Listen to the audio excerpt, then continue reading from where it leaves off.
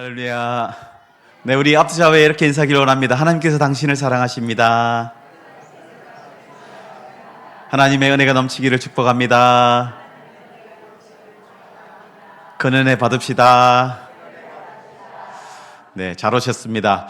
복되고 복된 주일 이렇게 하나님 앞에 나와서 예배드리고 또 찬양 올려드리며 우리의 마음을 올려드리는 여러분의 삶 속에 하나님의 크신 위로와 사랑과 은혜가 차고 넘쳐나시기를 주님의 이름으로 축원합니다. 여러분, 최희준님이라고 혹시 아시는지 모르겠습니다. 1966년도 이 노래를 발표했습니다. 인생은 나그네 길. 인생은 나그네 길, 어디에서 왔다가 어디로 가느냐, 이렇게 막 시작하잖아요. 이게 이제 나훈아 씨가 이렇게 불렀더라고요. 또 제가 그거 보고 진짜 감동을 받았습니다. 왜냐하면 어떻게 저렇게 힘을 빼고 저렇게 부드럽게 노래를 잘할 수 있을까. 이렇게 나훈아 선생님 보면 이가 쫙 나오면서 인생은 나그네 길 하는데, 야, 내 그 모습이 너무너무 보기 좋더라고요. 예배 말씀을 전해라, 나는 말씀을 듣겠다, 그런 표정이신 분도 계시는데 제가 전하는 방식은 좀 그렇습니다. 이해를 하십시오. 여러분, 제가 그 노래를 듣다가 어떻게 이런 생각을 하셨을까 하는 생각이 들었습니다. 중간에 어떻게 가사가 이렇게 되면요, 구름이 이거 그냥 읽겠습니다. 구름이 흘러가듯 떠돌다 가는 길에 정일랑 두지 말자, 이렇게 합니다. 구름이 막 떠다니지 않습니까? 그런데 그 가운데 우리의 정을 두지 말자, 이렇게 얘기합니다. 제가 들으면서 참 이분은, 이 가사를 지으신 분은 참 득도하셨구나 하는 생각도 들면서 한편으로 과연 반은 맞고 반은 틀리다 하는 생각도 또 들고 또 여러 가지 생각들이 들었습니다. 우리의 삶이 이 땅에서 주인처럼 영원토록 지낸 삶이 아니잖아요. 나그네 삶입니다. 지나가는 겁니다. 그런데 한편으로 우리가 어디로 가는지 알지 못한 삶은 아니거든요. 우리의 목적지, 최종 목적지는 분명합니다. 아직도 모르십니까? 우리의 최종 목적지는 하나님과 얼굴과 얼굴을 맞대며 영원토록 기뻐하며 즐거워하며 찬양과 경배를 올려드리며 그 가운데 하나님의 은혜를 일평생 누리며 영원토록 함께하는 천국의 삶이라는 것을 우리가 기억하셔야 됩니다. 우리는 그저 왔다가 흘러가는 구름처럼 그냥 스쳐 지나가는 삶이 아니에요. 이 땅에 우리가 주인처럼 영원토록 사는 주인의 삶은 아니지만, 나그네 삶이지만, 그러나 우리의 삶의 목표와 우리의 과정, 또 삶의 방법, 또 최종 목적지는 분명한 삶입니다. 우리는 하나님의 뜻을 이루기 위해서 이 땅에 사는 겁니다. 우리가 이 땅에 사는 삶 속에 하나님이 이루고자 하는 뜻이 있습니다. 각자의 삶의 모양은 다르고 환경은 다르지만 그 상황 가운데 하나님은 우리의 삶을 통해서 하나님이 어떤 분이신지를 드러내시는 거거든요. 우리의 삶의 모습을 통해서 세상의 빛과 소금의 역할을 감당케 하시는 것입니다. 여러분, 그런 삶의 목표와 방향과 과정이 우리는 분명한 하나님의 백성입니다. 여러분, 그런 하나님의 백성으로 이 땅을 온전히 살아가기 위해서 우리가 붙들어야 할 것이 있습니다. 바로 그것은 하나님의 말씀입니다. 우리는 이 땅을 살아갈 때 내 생각대로, 내 계획대로, 내 방법대로 사는 삶이 아닙니다. 하나님의 방법대로, 하나님의 계획대로, 하나님의 인도하심 따라, 믿음으로 말씀 따라 사는 삶이라는 것을 기억하셔야 됩니다. 하나님은 이 성경 말씀을 통해서 하나님이 어떤 분이신지에 대해서 계시해주고 계십니다. 하나님이 사랑이 많으시고 우리를 향한 긍휼이 많으시고 우리를 애정하시고 끝까지 함께 하시길 원하시는 하나님, 그 하나님 모습이 성경에 다 기록되어 있거든요. 그 하나님을 의지하며 믿음으로 살아가는 삶, 우리의 삶을 통해서 하나님을 찬양하고 하나님을 예배하고 또 그 삶을 통해서 하나님의 은혜를 누리며 그 삶의 그 손길을 하나님께서 인도해 주시며 그 가운데 감사하며 기뻐하며 하나님을 찬양하는 삶, 바로 그것이 신자의 삶이라는 것을 성경은 우리에게 말씀해 주고 있습니다. 그러나 신자의 삶이 결코 편안한 것은 아닙니다. 때로는 어려움이 찾아옵니다. 심지어 너무나 큰 고통으로 괴로움을 겪을 수 있습니다. 또 예수 믿는 것으로 인해서 오해를 받기도 하고 또 때로는 핍박을 받기도 합니다. 실제로 오늘 우리가 살아가는 세상 가운데 예수를 믿는다, 결코 고운 시선으로 바라보지 않습니다. 목사 하면 여러분 예전에는요 대단해 보였습니다. 저도 그렇게 생각했거든요. 근데 목사가 돼 보니까 목사나 목사 아닌 사람이나 똑같구나 하는 생각이 듭니다. 때로는 목사라는 타이틀이 제게 너무나 큰 부담으로 다가올 때가 실제로 있습니다.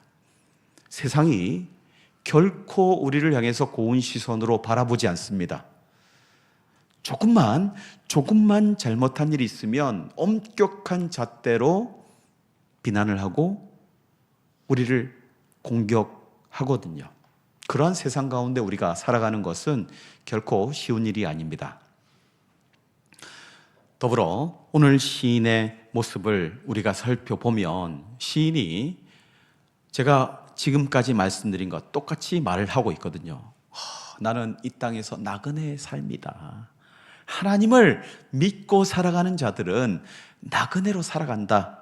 여러분 오늘 읽지는 않았지만 시편 119편의 이 말씀의 주제는요, 말씀을 사랑하는 자 복이 있는 사람이다 라고 말씀하고 있거든요. 시편의 전체 주제라고도 볼 수 있는 복 있는 사람은 어떤 사람인가?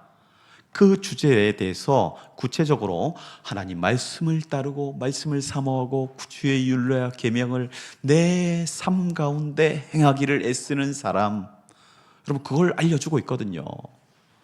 그런 가운데 여러분 오늘 읽지는 않았지만 19절에 보면 시인이 자신의 삶에 대해서 이렇게 말하고 있습니다. 나는 땅에서 나그네가 되었다라고 말하고 있습니다. 여러분 또 뒤에 49절 한번 볼까요? 54절 한번 볼까요? 54절, 내가 나그네 된 집에서 주의 율례들이 나의 노래가 되었나이다. 이 땅의 삶 속에서 나그네의 삶, 스쳐 지나가는 것 같은 삶, 그러나 그 가운데 신이 붙들고 있는 게 있습니다. 하나님의 말씀이라는 거예요. 여러분 시편 119편에 보면 하나님의 말씀, 하나님의 뜻으로 대변되는 이 말씀에 대해서 여러 단어로 다양하게 표현을 하고 있는 것을 보게 됩니다. 말씀, 율법, 도, 주의 법도, 계명, 판단, 이런 말들로 이렇게 이어지고 있는 것을 보게 됩니다. 같이 한번 봅시죠. 네. 성경 펴 붙으셨으니까 119편 1절 한번 보십시오. 1절, 구약성경 890면입니다. 행위가 온전하여 여호와의 율법을 따라 행하는 자들은 복이 있으며, 여호와의 율법 이렇게 말하고 있죠. 3절에 보면 2절입니다. 2절, 여호와의 증거들을 지키는 자, 하나님의 증거. 그리고 3절에 보면 주의 도, 4절 주의 법도, 5절 주의 율례, 그리고 6절 주의 모든 계명, 또 7절 내가 주의 의로운 판단. 여러분 그리고 12절 주의 율례, 13절 모든 규례. 이렇게 다양한 표현으로 하나님의 뜻을 설명할 수 있는 그런 단어들을 들어서 이 하나님 말씀에 대해서 이 시인이 사모하며 어떻게 우리의 삶 가운데 이 말씀이 작용하는지에 대해서 드러내고 있는 것을 보게 됩니다. 그런데 결코 시인의 삶이 평탄하지 않습니다. 오늘 본문 42절을 한번 보십시오. 42절, 내가 주의 인자하심과 주의 구원을 내게 임하게 하소서 이렇게 간절히 간구한 다음에 그리하시면 내가 나를 비방하는 자들에게서 대답할 말이 있사오리니 이렇게 말하고 있거든요. 그러니까 시인의 상황을 보면 사람들이 대적자들이 자신을 비방한다는 거예요.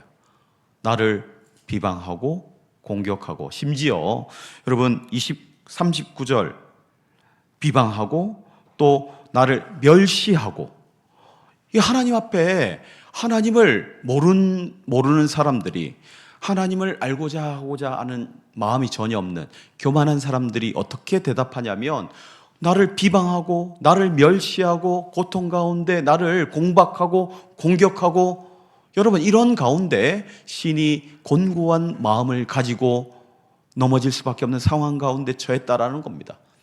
그런데 그 가운데 시인이 하나님의 말씀을 붙드는 것입니다. 41절 여호와여 주의 말씀대로 주의 인자하심과 주의 구원을 내게 임하게 하소서. 그리하시면 내가 나를 비방하는 자들에게 대답할 말이 있사오리니 내가 주의 말씀을 의지함이니이다. 말씀을 의지하는 이유가 뭘까요?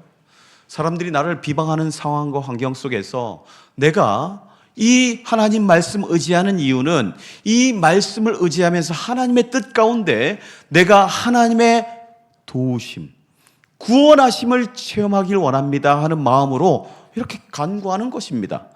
말씀 가운데, 말씀을 붙들고 행하는 가운데 우리의 구원이 있는 겁니다. 그런 세상 가운데 어려운 위협과 공격과 시험 앞에서 우리를 이기게 하시는 하나님, 우리를 구원케 하시는 분이 여호와 하나님이심을 시인은 고백하는 것입니다. 41절에 그렇게 고백하지 않습니까? 주의 인자하심과 주의 구원을 내게 임하게 하옵소서. 여러분 결코 쉽지 않습니다. 그러나 우리의 구원이 어디에 있느냐 하면 세상의 지혜자들에게 있는 게 아닙니다. 세상의 권세자들에게 있는 게 아닙니다. 세상의 왕에게 있는 것이 아니라 예수 그리스도 안에 있다는 사실을 기억하시고 하나님을 바라볼 수 있는, 말씀을 통해서 전하시는 그 하나님을 붙들 수 있는 저와 여러분 되시길 주님의 이름으로 축원합니다.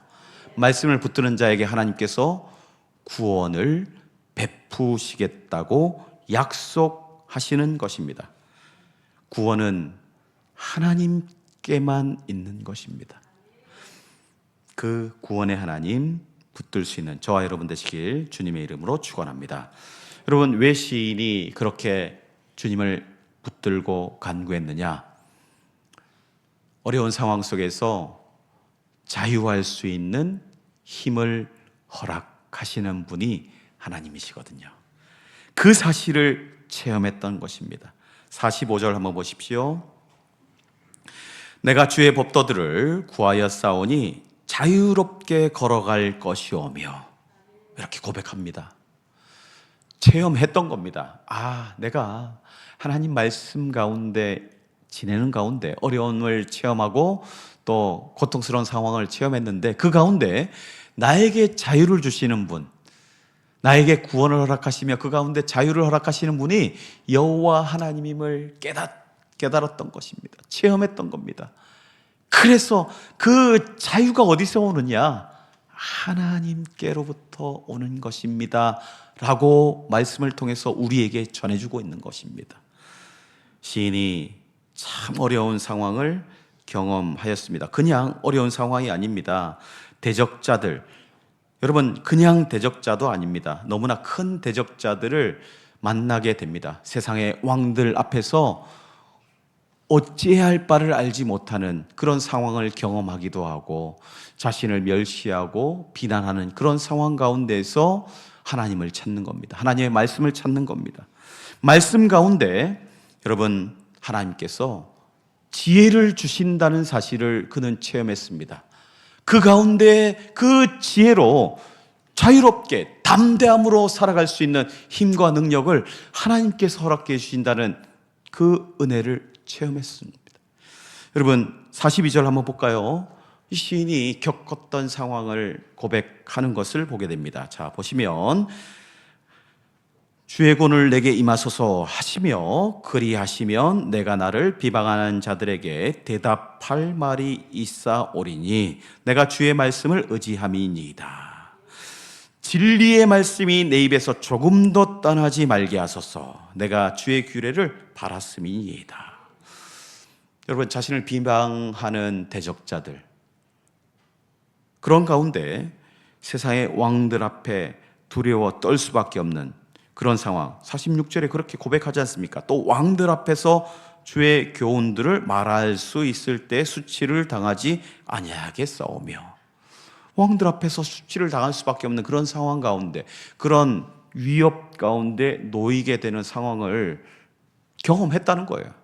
그런 상황 속에서 내가 주의 말씀을 의지한 이유는 주의 말씀이 내게 지혜를 주시고 내가 할 말을 내 입에 하나님께서 담아주시고 그 말들로 인해서 내가 이 위협이 되는 상황을 이길 수 있는 능력과 은혜를 하나님의 말씀 가운데 하나님은 허락하시기에 이 시인은 이 하나님의 말씀 앞에 우리가 붙들려야 한다고 고백하고 있는 것입니다. 여러분, 하나님은 우리에게 자유함을 주십니다. 요한복음 8장 32절에 너무나 귀한 말씀이 있지 않습니까? 진리가 너희를 자유케 할 것이다. 진리가 자유케, 예수 그리스도의 함께 하심으로, 하나님과 함께 하심으로 우리에게 진정한 자유, 두려워하지 않는 담대함을 주시고 그 가운데 평강을 주시고 그 가운데 삶의 만족을 허락하시는 하나님이 저와 여러분의 하나님이십니다. 그 하나님을 붙들 때 우리는 담대하게 이 땅을 살아갈 수 있는 것입니다. 그런데 참 감사한 것은 우리가 이렇게 구할 수 있는 이유가 무엇입니까? 하나님이 인자하신 분이기 때문입니다. 하나님께서 우리를 긍휼히 여기십니다. 불쌍히 여겨주십니다. 아끼십니다. 포기하지 않으십니다. 절대 포기하지 않으시는 분이 저와 여러분의 하나님입니다. 여러분의 자녀들이 여러분 앞에서 살아갈 때, 우리 어린 아이들 살아갈 때 부모의 말대로 딱딱딱딱 잘 따라오던가요? 결코 그렇지 않습니다. 자기 소견에 옳은 길이 다 있습니다. 자기 뜻이 있습니다. 여러분, 그건 어린아이라고 해서 없는 게 아닙니다. 자기 의견이 다 있습니다. 기호가 다 있습니다. 좋아하는 것이 있고 싫어하는 것이 분명하고, 또 여러분, 보는 눈이 있습니다. 애들이 예쁜 선생님 좋아할까요? 안 예쁜 선생님 좋아할까요? 모른다고 생각하시면 여러분은 세상을 잘 모르시는 것입니다. 애들은요, 정말 잘 압니다. 그리고 그 사람이 나를 사랑한다, 안 사랑한다, 알까요? 모를까요? 다 알죠. 아이들은요, 영적인 존재입니다. 딱 보면 압니다. 조금 다를 수 있지만 거의 대부분 딱 맞습니다. 여러분, 아이들이 자기 고집이 있고 자기의 생각이 있기 때문에 때로는 때를 씁니다. 안 돼 해도 아니 왜 하면서 짜증을 부리고 하지 않습니까? 그럴 때 여러분, 너 짜증 부리는구나, 그럴 수 있지, 많이 컸구나, 여러분 그렇게 합니까? 이리 와봐, 이러고 한번 붙어보자, 이렇게 안 합니까? 죄송합니다, 저는 그렇게 합니다. 죄송합니다, 저는 아직 덜 됐습니다. 너 이리 와봐. 야, 너 이거 안 되는 거야. 이거 하면 너 아빠가 다 경험했던 거란 말이야. 이거 하면 큰일 나. 아이들은 알아들으면 좋은데 알아듣지 않습니다. 절대 듣고 흘려버립니다. 아이들을 탓할 게 아닙니다. 아이들은 원래 그렇습니다. 그런데 그 아이들 포기합니까? 정상적인 부모는 절대 포기하지 않습니다.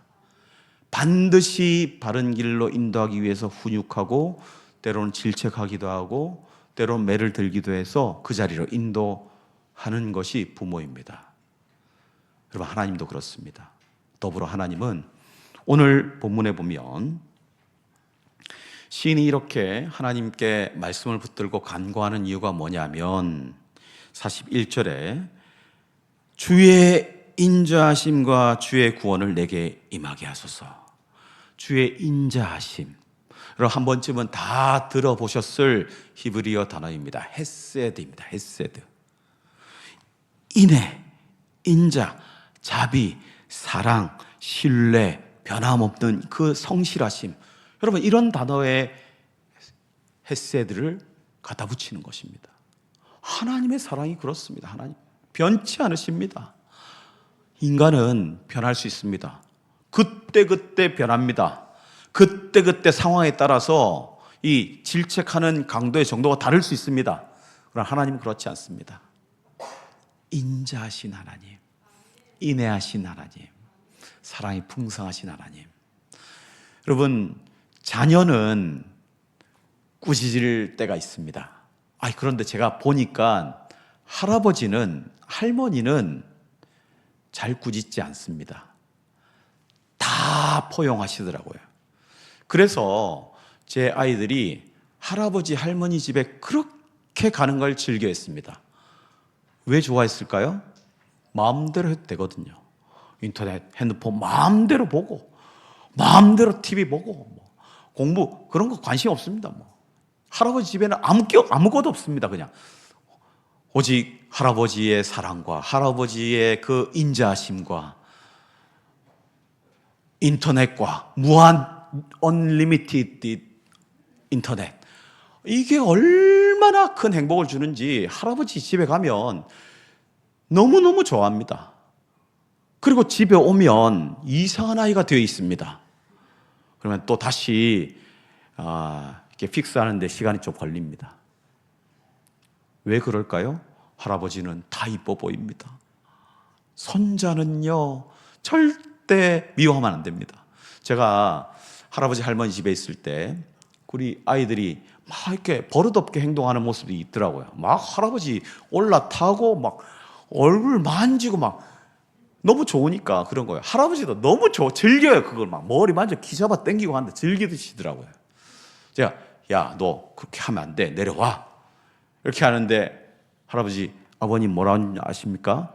야, 저 사람 놔두라. 내가 좋은데.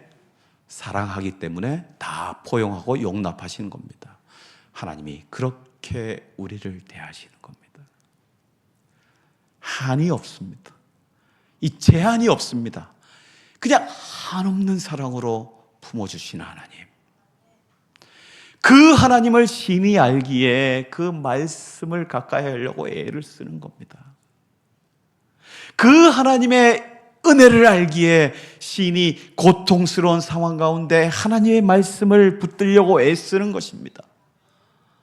여러분, 그 하나님께 가까이 나가는 것입니다. 그 하나님을 아는 것이 신자의 능력이라는 것을 이 시인이 우리에게 알려주고 있는 것입니다. 그 하나님을 붙드시기 주님의 이름으로 축원합니다. 여러분, 119편 초두에 이렇게 시작하지 않습니까? 1절에 행위가 온전하여 여호와의 율법을 따라 행하는 자들은 복이 있음이요. 시편 1편을 어떻게 시작합니까? 복 있는 사람은 악인의 길을 쫓지 아니하고. 여러분, 의인의 길에 이르는, 왜 그렇습니까? 왜? 복 있는 사람이 어떻게 되는 겁니까? 하나님을 가까이 하는 사람입니다. 하나님을. 말씀을 가까이 하고.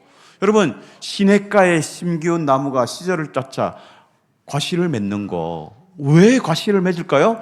시냇가에 심겨져 있기 때문에 그렇습니다. 하나님 말씀에 심기운 사람, 하나님 말씀이 마음에 있는 사람, 하나님 말씀을 쫓는 사람, 여러분, 그 가운데 하나님의 은혜가 끊이지 않는 것입니다. 그 가운데 평강이 있고, 그 가운데 기쁨이 있고, 그 가운데 은혜가 있고 구원이 임하는 것입니다. 그 사실을 기억하고 주님 말씀을 가까이 할 수 있는 저와 여러분 되시기 주님의 이름으로 축원합니다. 가까이 해야 됩니다. 말씀을 가까이 할 때 우리는 지혜를 얻습니다. 시인이 왕 앞에, 권력자 앞에 담대히 말할 수 있는 지혜가 어디서 나왔겠습니까? 하나님이 허락하시는 지혜 가운데 있는 것입니다. 말씀 가운데 지혜가 임하는 것입니다. 여러분, 하나님의 뜻을 깨달을 때 우리가 담대히 말할 수 있는 것입니다. 두려워 떨지 않을 수 있는 것입니다. 여러분, 하나님께서 우리의 힘 되시는 것입니다.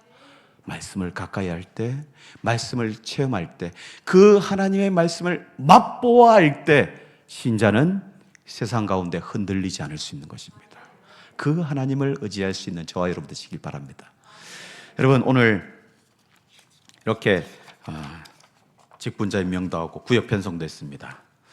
제가 이렇게 구역을 나눈 이유, 여러 이유도 있지만 우리 성도들 하나님 말씀을 조금 더 가까이 하는 시간을 많이 가졌으면 하는 마음에서 또 구역 모임을 하실 건데, 그 모임 하실 때 제가 구역 이렇게 인도하는 그 책자도 보고 하니까 이렇게 위에서 목사님이 이렇게 말씀 전할 때 첫째는, 둘째는, 셋째는 이렇게 돼 있더라고요. 보니까 그거 분명히 그대로 읽으셨을 거예요. 그죠? 그걸 가지고 이렇게 막 이렇게 얘기하시는 분이 얼마나 되셨을까? 뭐 그게 나쁘다는 게 아니에요. 그 글로서 보면 아주 귀한 말씀입니다. 그런데 실제적으로 하나님이 내 삶 가운데 어떻게 은혜를 베푸시는지, 또 내가 못 느낀 은혜, 하나님, 내가 누리지 못한 하나님은 옆에 분들은 누렸거든요. 그 누린 분들의 체험을 나누고, 또 그 체험을 나누는 가운데 하나님을 깨닫고 알아가고, 또 함께 중보하고 함께 그 교제를 나눌 때, 여러분, 그 가운데 하나님의 은혜가 임하는 것입니다. 마태복음 18장에 예수님께서 말씀하시잖아요. 두세 사람이 있는 그곳에 내가 그들 가운데 함께 하겠다고. 함께 하신 하나님을 이 모임 가운데, 말씀 나누는 가운데 있는 겁니다. 여러분, 그 말씀 어렵게 생각할 필요가 없습니다. 매일매일의 짧은 말씀, 그 말씀을 읽고 다시 돌아보고 생각해보고 또 곱씹어보고, 그 하나님에 대해서 내게 찾아오신 하나님은 어떤 하나님이었는지 비교해보고, 여러분, 이런 시간을 통해서 하나님을 알아가는 겁니다. 배워가는 겁니다. 그 가운데 하나님을 아는 지식이 늘어나는 겁니다. 그 가운데 확신이 쌓이는 겁니다. 그 가운데 믿음이 쌓이는 겁니다. 여러분, 믿음은 그냥 쌓이는 게 아닙니다. 그냥 자라는 게 아닙니다. 하나님의 은혜 가운데 쌓여가는 믿음, 그 믿음을 우리가 말씀을 읽고 묵상하고 나눔 가운데 알아가는 겁니다. 그런 은혜가 우리 교회 가운데 넘치길 원합니다. 더불어 여러분, 우리 오늘 있었던 자녀들 있지 않습니까? 함께하지 못한 자녀들도 있을 줄 압니다. 뿐만 아니라 장성에서 또 타지에 나가서 살아가고 있는 자녀들, 지금 더 이상 어떻게 할 수는 없지만 그 자녀들이 하나님 은혜 가운데 자라가도록 기도함으로 중보하고 말씀으로 중보하고, 또 그들이 말씀으로 자랄 수 있도록 이 자녀들에게 말씀을 가지고 대화를 나눌 수 있는 삶, 부모로서 반드시 해야 될 의무인 것입니다. 여러분, 자녀들이 믿음으로 잘 자라길 원하잖아요. 하나님 은혜 가운데 성공하길 원하잖아요. 하나님 은혜 가운데 쓰임 받길 원하잖아요. 그냥 쓰임 받을 수 없습니다. 알아야 쓰임을 받죠. 하나님이 어떤 분이신지, 어떻게 일하시는지 모르는데 어떻게 쓰임을 받겠습니까? 그냥 밑도 끝도 없이 하나님 은혜 베풀어 주실 것이다. 그것도 대단한 믿음입니다. 근데 구체적으로 하나님이 역사하시는 방법이 있거든요. 그게 성경에 있는 겁니다. 성경에. 우리와 같은 고민을 한 사람들이 무수히 성경에 나와 있습니다. 이 신자들이 하나님 말씀 붙들고 이 땅을 살아갈 때 겪는 고통, 아픔, 슬픔, 기쁨, 노여움, 여러분, 이런 여러 감정들 고스란히 다 기록되어 있습니다. 특히 시편, 잠언, 전도 깊이 살펴보십시오. 시인의 울부짖음이 있습니다. 분노가 있습니다. 희열이 있습니다. 기쁨이 있습니다. 환희가 있습니다. 찬양이 있습니다. 여러분, 그걸 우리가 알아가는 겁니다. 말씀을 통해서 역사하시는 하나님을 알아가는 것입니다. 그 하나님을 깊이 이해하고 그 하나님의 말씀을 함께 교제하며 또 함께 체험을 나누는, 교제하는 공동체, 바로 교회 공동체가 되어야 한다는 것을 오늘 본문은 우리에게 전해주고 있습니다. 여러분, 제가 매일 아침마다 이게 새벽기도 인도하잖아요. 그리고 이제 말씀을 짧게 묵상하고 정리하고 또 기도한 내용들을 간략하게 기록해서 카톡으로 막 보내고 있어요. 막 권사님들한테 보내고 또 장로님들한테도 보내고 함께 읽고 같이 교제하자고 이렇게 하는 겁니다. 읽어보고 나도 그렇게 생각해야겠다. 한번 다시 읽어보고 나는 이 본문에서 이런 하나님이 있었네. 또 다른 하나님을 만날 수 있습니다. 여러분, 그걸 하라고 제가 이제 권사님들을 통해서 구역장님 통해서 우리 성도님들에게 공유할 것입니다. 구역장님들, 권사님들 전달하시면 돼요. 어려운 게 아닙니다. 전달. 제가 보내드린 카톡 전달만 해드리면 됩니다. 그 말씀으로 하나님의 은혜를 체험하며 하나님께서 허락하신 사명을 아름답게 감당할 수 있는 복된 우리 성도들 되시길 주님의 이름으로 축원합니다. 기도하시겠습니다.